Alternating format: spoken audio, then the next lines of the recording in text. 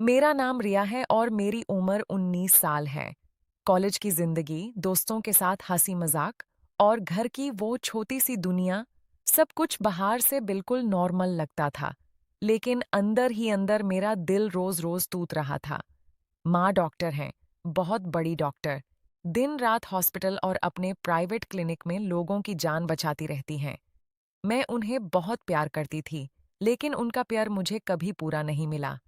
पापा ऑफिस जाते, भाई स्कूल और घर में सिर्फ हम और सुनीता दीदी। सुनीता दीदी हमारे घर पर 1 साल से काम करती थी। वो विधवा थी, 2 बच्चों की माँ। गांव में उनके माँ बाप उन बच्चों को संभालते थे। मैं उन्हें दीदी कहती थी। वो हमेशा मुस्कुराती, चुपचाप काम करती। लेकिन कुछ महीने पहले से उनका बिहेवियर अजीब होने लगा था। कभी मुझे बाहों में भर लेती, कभी मेरे गाल सहलाती, कभी रात को मेरे फेवरेट खाने बना के खिलाती और कभी कभी मुझे इतना गुस्सा आता कि मैं उन्हें मारने लगती। हाथ उठ जाता, मुंह से गालियां निकलती और वो बस रो रो के सहती।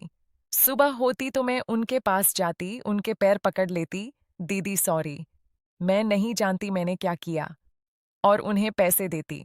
वो पैसे ले लेती, आंखों में आंसू लेकर। उस रात भी ऐसा ही हुआ। माँ नाइट शिफ्ट पर थी। घर में सन्नाटा था। मैं अपने कमरे में लेटी थी। दिमाग में कुछ आवाजें गूंज रही थीं।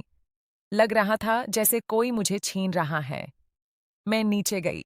सुनीता दीदी किचन में कुछ साफ कर रही थी। मुझे देखते ही उनका चेहरा सेफ्ट पड़ गया। रिया बेटा, आज थक गई होगी ना, चाय बना दूं? उनकी आवाज में डर था, लेकिन मुझे लगा जैसे वो मेरी असली माँ है जो मुझे हमेशा अकेला छोड़ देती हैं। गुस्सा एकदम से उबल पड़ा। मैं उन पर झापट पड़ी। उनके बाल पकड़े, थाप्पड़ मारे, लातियन मारी। वो चिल्ला रही थी, रिया बेटा मत करो। मैं तुम्हारी सुनीता हूँ, माफ कर दो। लेकिन मैं रुक नहीं रही थी। मेरे अंदर का दाढ़ बाहर आ रहा था। तभी बाहर गड़ी की आवाज आई। मैं रुक गई।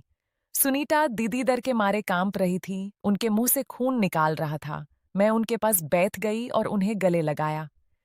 दीदी, मैं क्या कर रही थी? फिर से सॉरी दीदी। उन्होंने मुझे सीने से लगाया और रो पड़ी। अगली सुबह मैं उठी तो सुनीता दीदी मेरे लिए नाश्ता बना रही थी। उनके चेहरे पर नील और जख्म थे।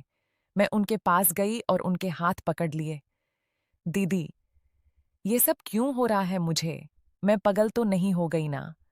वो मुस्कुराई, आंसू पोंछते हुए बोली, बेटा, तुम्हारी माँ बहुत बिजी हैं।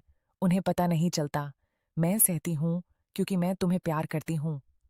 दिन गुजारते गए। मैं कॉलेज जाती, लेकिन दिल में एक खालीपन रहता।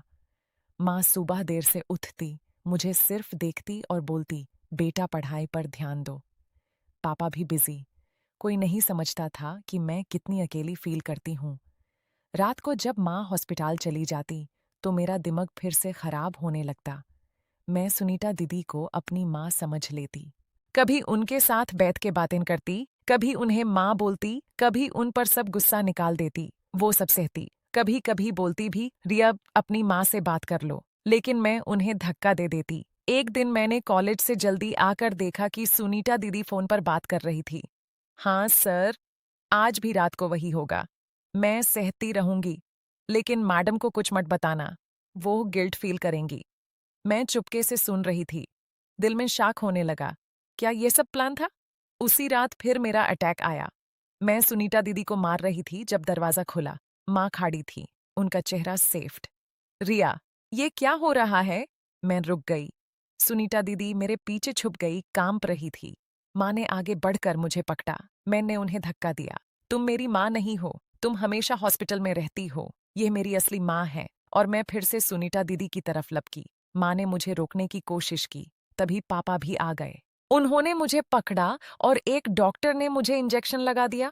मैं बेड पर लेट गई। आंखें बांध होते होते सिर्फ सुनीता दीदी की रोती हुई सूरत दिखाई दे रही थी। जब होश आया तो सुबह थी। माँ मेरे पास बैठी थी। उनके आंखों में आंसू थे। पापा भी था।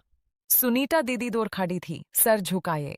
माँ ने मेरा हाथ पकड़ा और बोली, बेटा माफ कर दो, मैं समझ नहीं पाई। तुम्हें इतना प्यार चाहिए था जो मैं नहीं दे पाई। मेरी वजह से तुम इस हालात में आ गई।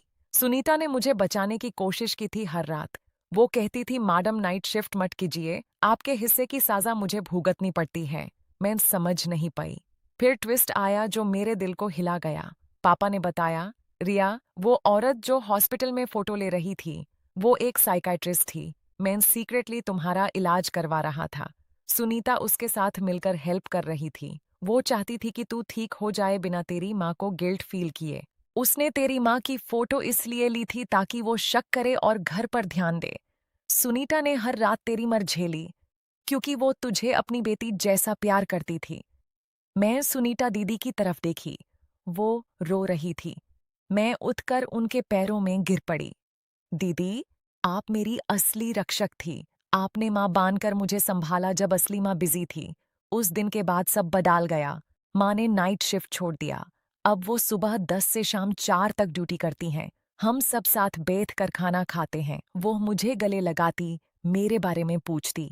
पापा, भाई सब मिलकर मुझे ठीक कर रहे हैं। मैं भी अब दवा लेती हूँ और थेरेपी जाती हूँ। सुनीता दीदी अब घर की मेंबर बन चुकी है। उनके बच्चे भी यहाँ आ गए हैं। जिंदगी ने सिखाया कि करियर बहुत जरूरी है, लेकिन अपने बच्चों को टाइम देना उससे भी जरूरी है।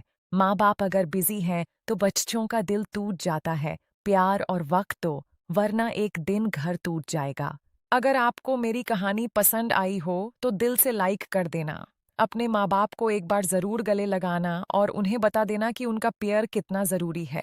चैनल पर नए हो तो सब्सक्राइब कर लेना, ताकि ऐसी और सच्ची फैमिली स्टोरीज आप तक पहुंच सके। धन्यवाद। अल्लाह आपके घर को हमेशा खुश रखे।